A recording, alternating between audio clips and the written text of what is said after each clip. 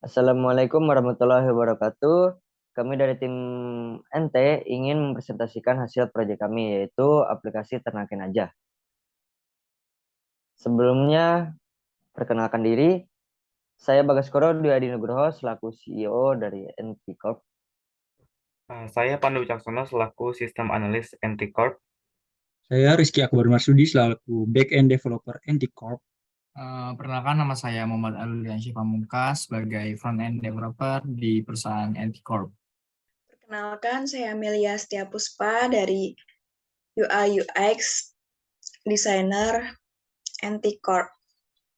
Sebelum membahas aplikasi lebih dalam, kita akan membahas latar belakang dari aplikasi ini terlebih dahulu. Semua berawal pada saat peternak ingin mengembangkan peternakannya menjadi berkembang. Mereka butuh cara yang efektif dan efisien agar usaha mereka dapat menghasilkan keuntungan lebih dibandingkan dengan metode tradisional yang biasa peternak lakukan. Selain itu, untuk memperluas pasar, peternak membutuhkan media yang menghubungkan antara peternak dan konsumen ke cakupan yang lebih luas. Kurangnya pengetahuan peternak tentang teknologi terbaru juga menjadi salah satu faktor peternakan di Indonesia masih tertinggal dibandingkan negara lain. Ya baik, perusahaan kami Anticorp adalah perusahaan yang bergerak di bidang teknologi peternakan dengan produk kami bernama Ternakin Aja. Aplikasi ini merupakan aplikasi penyedia teknologi marketplace dan informasi terkait peternakan. Tujuan kami merancang aplikasi Ternakin Aja yaitu untuk memberikan solusi terhadap masalah pengembangan peternakan agar lebih berkembang.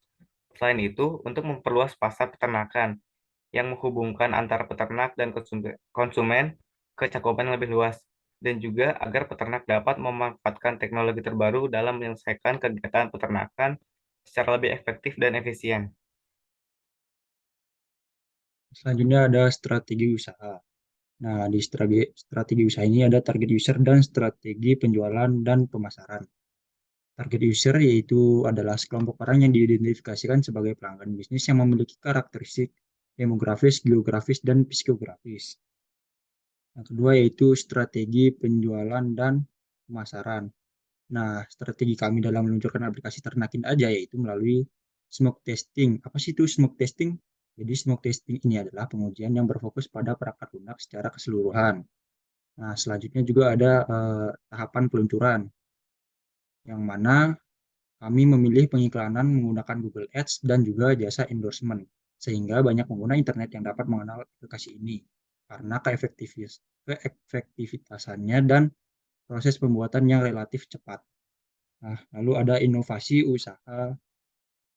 Inovasi usaha yang sudah dilakukan yaitu adanya fitur utama monitoring ternak yang dapat membantu peternak dalam membantu peternak mereka. Selain itu juga ada penambahan fitur-fitur seperti fitur jual beli dan informasi mengenai dunia peternakan. Fitur aplikasinya itu ada pantau ternak, pasar ternakin, dan ternak terkini. Nah, fitur pantau ternak ini yaitu menyediakan alat monitoring seperti monitoring kesehatan, monitoring stok makanan, dan keadaan kandang. Lalu ada pasar ternakin. Di pasar ternakin ini kita bisa menjual beli seperti marketplace, kebutuhan, dan perlengkapan hewan peternakan. Lalu ada ternak terkini. Nah, di ternak terkini ini kita menyediakan fitur informasi teknologi peternakan yang dapat mengedukasi peternak terhadap teknologi terbaru. Oke, selanjutnya saya akan menjelaskan mengenai model bisnis dari perusahaan Anticorp sendiri dengan produk Ternakin Aja. Di sini kita menggunakan metode model bisnis Canvas sebagai model perencanaan bisnis kita. Untuk model bisnis Canvas kita kali ini yang harus pertama kali kita tentukan adalah customer segment. Customer segment sendiri terdiri atas tiga, yaitu demografi, geografis, dan psikografis. Demografis yaitu pengusaha, peternakan, dan masyarakat usia 20 hingga 50 tahun. Geografis untuk masyarakat Jabodetabek dan sekitarnya. Dan psikografis itu peternakan menengah atas yang memiliki perkembangan peternakannya.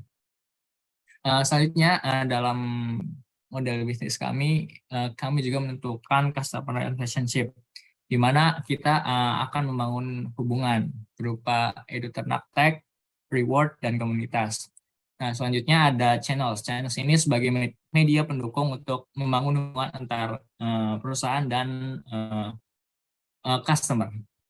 Untuk media sendiri ada sosial media dan pembuatan konten.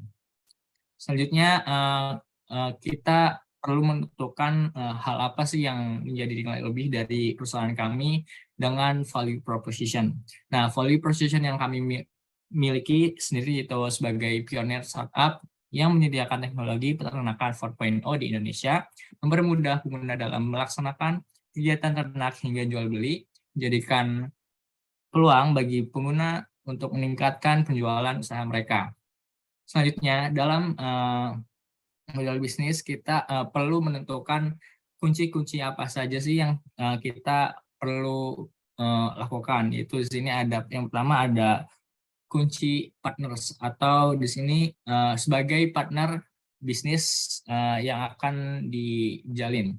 Di sini ada peternak, penyuluh, supplier pakan, supplier perlengkapan ternak, vendor IoT, dan terakhir ada Kementerian Pertanian khususnya di Chain PKH. Selanjutnya, kita perlu menentukan key activities atau kegiatan bisnis yang akan dilakukan ke depannya. Di sini ada pembuatan aplikasi, branding, dan maintenance aplikasi. Selanjutnya juga ada key resources atau kunci sumber daya kunci. Di sini ada terbagi dua, yaitu alat dan sumber daya manusia. Untuk alat sendiri ada hardware, software, dan gadget. Dan untuk sumber daya manusia sendiri ada programmer, desainer termuka, sistem analis, marketing, dan akuntan.